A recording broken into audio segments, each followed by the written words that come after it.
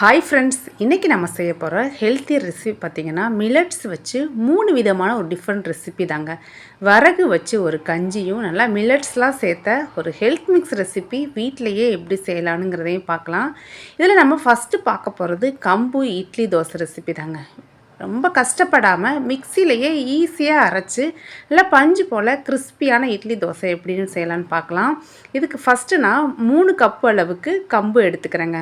அதே கப்புலையே 3/4 கப்பு அளவுக்கு உளுந்து எடுத்துக்கிறேன். மெஷர் பண்ண கப்புலையே 1/4 கப்பு அளவுக்கு பாசி பயறு எடுத்துக்கலாம். ஒரு 1/2 ஸ்பூன் அளவுக்கு வெந்தயம் சேர்த்து நல்லா வாஷ் பண்ணிவிட்டு இது மூழ்கிற அளவுக்கு தண்ணி சேர்த்துக்கலாங்க. இது தண்ணி சேர்த்து ஒரு 7லேருந்து 8 மணி நேரம் ஊற வச்சுக்கிறேன். இன்றைக்கி நான் அதை ஓவர் நைட் ஊற வச்சு எடுத்திருக்கேன். நமக்கு நல்லா பாசி பயிரெலாம் இந்த அளவுக்கு ஊறினா தான் நம்ம ஈஸியாக மிக்சியில் அரைக்க முடியும். இப்போ ஊற வச்ச எல்லாத்தையும் தண்ணியை நல்லா வடிச்சிட்டு மிக்சி ஜாருக்கு மாற்றிக்கலாம். இதை ரொம்ப ஃபைனாக அரைச்சிடாமல் கொஞ்சம் நரன்னு இருக்கிற கன்சிஸ்டன்சிக்கு நம்ம அரைச்சி எடுத்துக்கலாங்க. கொஞ்சம் நரன்னு அரைச்சா தான் நமக்கு இட்லி நல்லா பர்ஃபெக்டாக வரும்.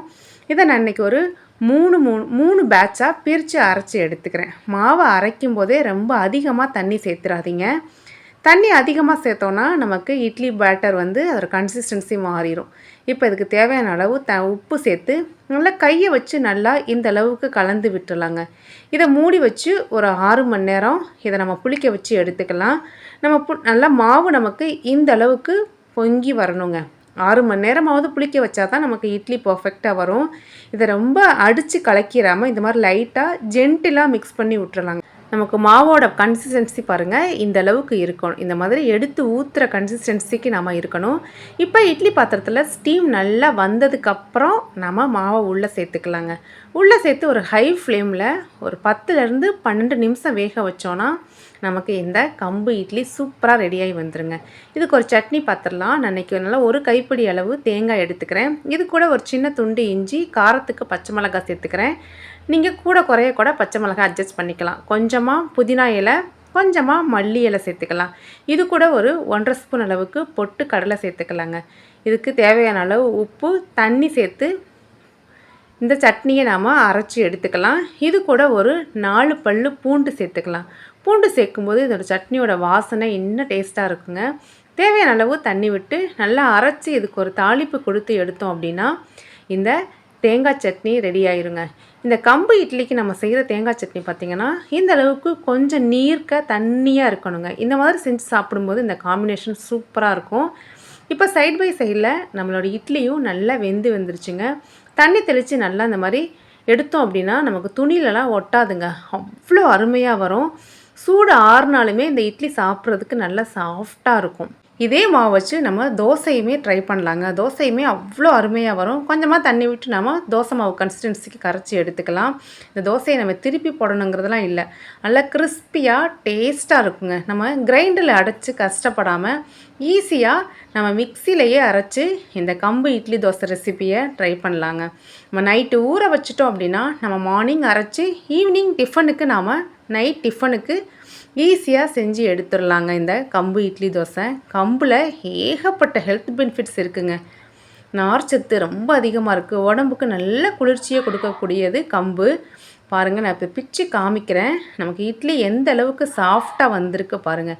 மேக்ஸிமம் மில்லட்ஸ் இட்லி தோசைலாம் கொஞ்சம் சூடாக சாப்பிடும்போது தான் நமக்கு டேஸ்ட் நல்லாயிருக்கும். ஆனால் இந்த கம்பு இட்லி நம்ம ஆற வச்சு சாப்பிட்டாலுமே நல்ல சாஃப்டாக வருங்க. நம்ம செஞ்ச இந்த தண்ணியான தேங்காய் சட்னிக்கும் இந்த கம்பு இட்லி தோசை ரெசிப்பியும் செம்ம காம்பினேஷனுங்க. Must try ரெசிப்பிங்க. நம்ம அடுத்து பார்க்க போகிறது பார்த்திங்கன்னா வீட்டிலையே எல்லா மில்லட்ஸுமே வச்சு ரொம்ப ஹெல்த்தியாக டேஸ்டியாக ஒரு ஹெல்த் மிக்ஸ் ரெசிபி தாங்க எப்படின்னு பார்க்க போகிறோம். அதுக்கு நான் 1 கப்பு அளவுக்கு ராகி எடுத்துக்கிறேன். ராகியை இந்த மாதிரி ஒரு அகலமான பேனுக்கு மாற்றி மீடியம் ஃப்ளேமில் வச்சு நல்லா வறுத்து எடுத்துக்கலாங்க. இது கலர் மாறிடக்கூடாது, கரிஞ்சு போயிடக்கூடாது. வறுக்கும்போது நல்ல வாசனை வரும். அந்த அளவுக்கு வறுத்து ஆற வச்சுக்கலாம். அதே கப்புலையே 1 கப்பு அளவுக்கு வெள்ளைச்சோளம் எடுத்துக்கலாம். வெள்ளைச்சோளத்தையுமே நல்லா வறுத்து எடுத்துக்கலாங்க. பாருங்கள், இந்த அளவுக்கு சோளம் பொரிஞ்சு வரணும். நமக்கு பாப்கார்ன்லாம் பொரிஞ்சு வரும் இல்லையா, அந்த மாதிரி மினி பாப்கார்ன் மாதிரி பொரிஞ்சு வரணும். இந்த அளவுக்கு நாம் வறுத்து இதையும் ஆற வச்சுக்கலாம். எல்லாத்தையுமே தனித்தனியாக வறுத்து ஆற வச்சிடலாம். இது ஆறட்டும். மெஷர் பண்ண கப்லையே 1 கப் அளவுக்கு உளுந்து எடுத்துக்கலாம். நீங்கள் ஃபுல்லாக தோல் உளுந்து கூட யூஸ் பண்ணுங்கள், இன்னும் ஹெல்த்தியாக இருக்குங்க. இதோட பச்சை வாசனை போகணும். இந்த உளுந்தோட பச்சை வாசனை போய் நல்ல ஒரு வாசனை வரும் பாருங்கள், அந்தளவுக்கு வறுத்துக்கலாம். இதுவும் ஆறட்டும். இப்போ அதே கப்லையே 1/2 கப்பு அளவுக்கு கோதுமை எடுத்துக்கிறேன். நீங்கள் கோதுமை இல்லைன்னா சம்மா கோதுமை ரவை கூட எடுத்துக்கலாம். கோதுமை பாருங்கள் இந்த மாதிரி கலர் மாதிரி இந்த அளவுக்கு பொரியணுங்க. அந்த அளவுக்கு கோதுமையை வறுத்தா தான் நமக்கு ஈஸியாக அரைச்சி எடுக்க முடியும். அதே கப்லையே 1/2 கப்பு அளவுக்கு ஜவ்வரிசி, அதையும் வறுத்து ஆற வச்சிடலாம். ஜவ்வரிசி நல்லா சூடு வரணும், அந்த அளவுக்கு வறுக்கணும். 1/2 கப்பு அளவுக்கு கருப்பு கவுனி அரிசி சேர்த்துக்கிறேன். கருப்பு கவுனி அரிசியும் நல்லா வறுத்து ஆற வச்சிடலாம். ஒரு 1/4 கப்பு அளவுக்கு பொட்டுக்கடலை ஆல்ரெடி நமக்கு பொருன்னு தான் இருக்கும். நல்லா ஹை ஃப்ளேமில் சூடு வர்ற அளவுக்கு இதை வறுத்துக்கலாம். 1/4 கப்பு அளவுக்கு பாதாம் சேர்த்துக்கிறேங்க. இது ஒரு 5-6 வாசனைக்காக ஏலக்காய் சேர்த்துக்கிறேன். உங்கள்கிட்ட பாதாம் இல்லை அப்படின்னா பாதாமுக்கு பதிலாக நம்ம வேர்க்கடலை கூட சேர்த்துக்கலாம், அதுவும் டேஸ்ட் நல்லாயிருக்கும். இப்போ நம்ம வறுத்து ஆற வச்ச எல்லாத்தையும் தனித்தனியாக சேர்த்து ஒரு மிக்ஸி ஜாருக்கு மாற்றி முடிஞ்ச அளவுக்கு ஃபைனாக அரைச்சிடலாங்க. எல்லாத்தையுமே நம்ம வறுத்து ஆற வச்சுருக்கிறதுனால நமக்கு அரைக்கிறது ஈஸி தான், ரொம்ப கஷ்டப்பட்டுலாம் அரைக்க வேணாம். அடுத்து வெள்ளைச்சோளத்தையும் நாம் அரைச்சி உள்ளே சேர்த்துக்கலாம். அது கூட நாம் உளுந்து எல்லாத்தையுமே தனித்தனியாக வறுத்து ஆற வச்சிடலாங்க. ஏன்னா நம்ம ஒன்றா சேர்த்து அரைச்சோம் அப்படின்னா நமக்கு அரைப்படாது. நம்ம சேர்த்துருக்க ஒவ்வொரு பொருள்லையுமே அவ்வளோ ஹெல்த் பெனிஃபிட்ஸ் இருக்குங்க.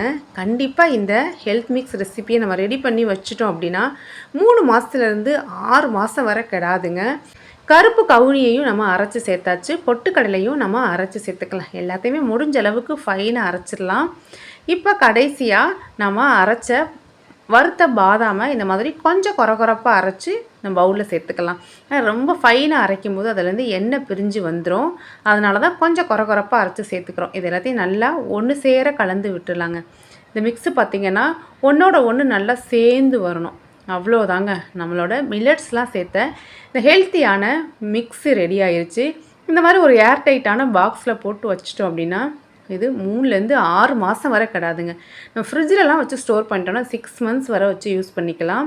இதை எப்படி செய்கிறதுன்னு பார்க்கலாம். இப்போ ஒரு 2 டம்ளர் அளவுக்கு பால் கொதிக்க வச்சுருக்கேன். இந்த மாதிரி ஒரு பவுலில் ஒரு 2 ஸ்பூன் அளவுக்கு நம்ம மிக்ஸை எடுத்துக்கலாம். இது கூட கொஞ்சமாக தண்ணி சேர்த்து நல்லா கலந்து விட்டு இந்த கொதிக்கிற பாலில் நம்ம சேர்த்துக்கலாங்க.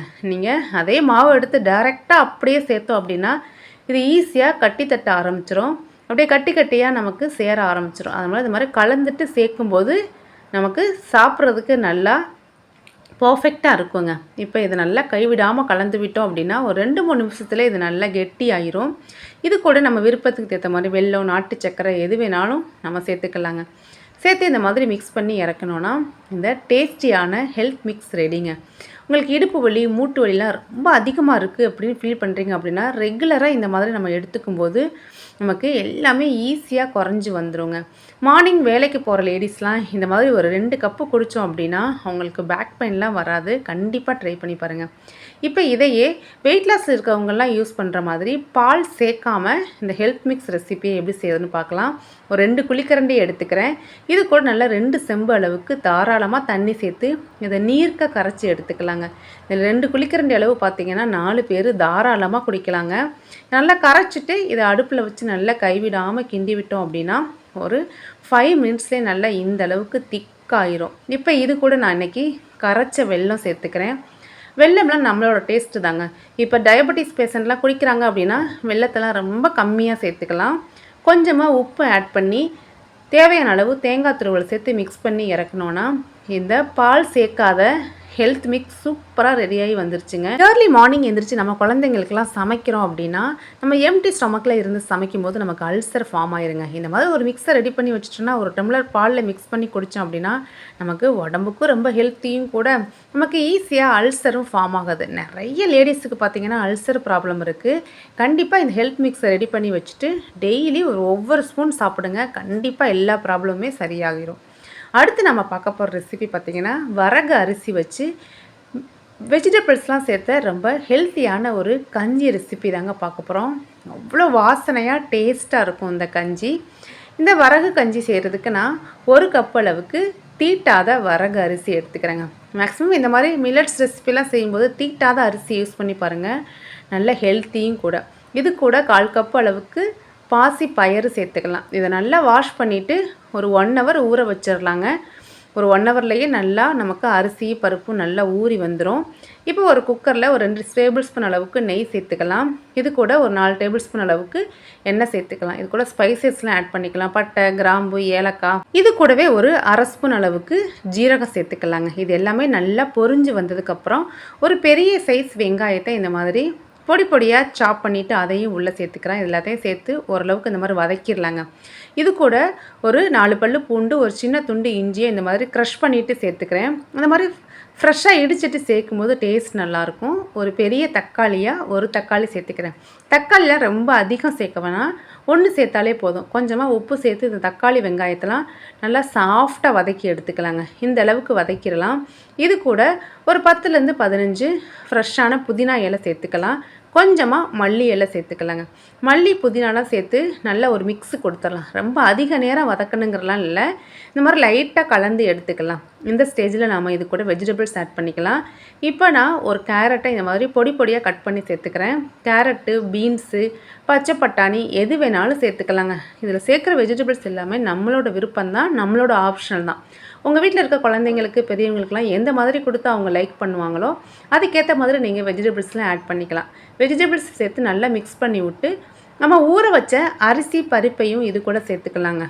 இந்த வரகரிசி பருப்பையும் சேர்த்து நல்லா அந்த வெஜிடபிள்ஸ் கூட நல்லா கலந்து விட்டுறலாம். நம்ம 1 கப்பு வரகு அரிசிக்கு ஒரு 5 கப்பு அளவுக்கு தண்ணி சேர்த்துக்கலாங்க. 5 கப்பு அளவுக்கு தண்ணிங்கிறது நல்லா கரெக்டாக இருக்கும். இது கூட கொஞ்சமாக தேவையான அளவு உப்பையும் சேர்த்து கலந்து விட்டுறலாம்.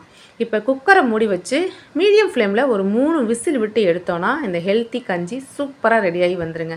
3 விசில்லே பாருங்கள் நமக்கு வரகரிசி நல்லா வெந்து வந்துடும். இந்த மாதிரி குலைவாக வெந்து வந்துடும். இதை நல்லா இந்த மாதிரி கரண்டி வச்சு நல்லா கலந்து விட்டுறலாம்.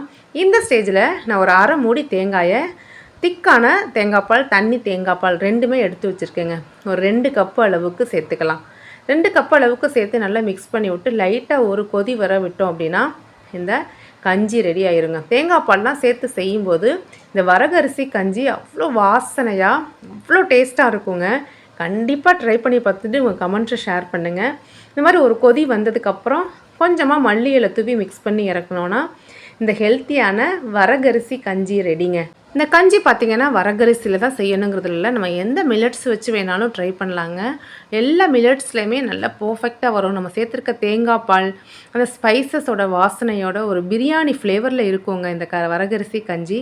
மஸ்ட்டு ட்ரை ரெசிபிங்க. மார்னிங் பிரேக்ஃபாஸ்ட்க்கெலாம் ரொம்ப பர்ஃபெக்டான ஒரு டிஷ்ஷு. வெயிட்லெஸ்ஸில் இருக்கவங்களாம் கண்டிப்பாக இந்த மாதிரி ட்ரை பண்ணி பாருங்கள். இந்த வீடியோ உங்களுக்கு யூஸ்ஃபுல்லாக இருந்துச்சுன்னா மறக்காமல் ஒரு லைக், ஷேர் கொடுங்க ஃப்ரெண்ட்ஸ். இது மாதிரி ஹெல்த்தி ரெசிபீஸுக்கு நம்ம சேனலை சப்ஸ்கிரைப் பண்ணிடுங்க. தேங்க்ஸ் ஃபார் வாட்சிங்.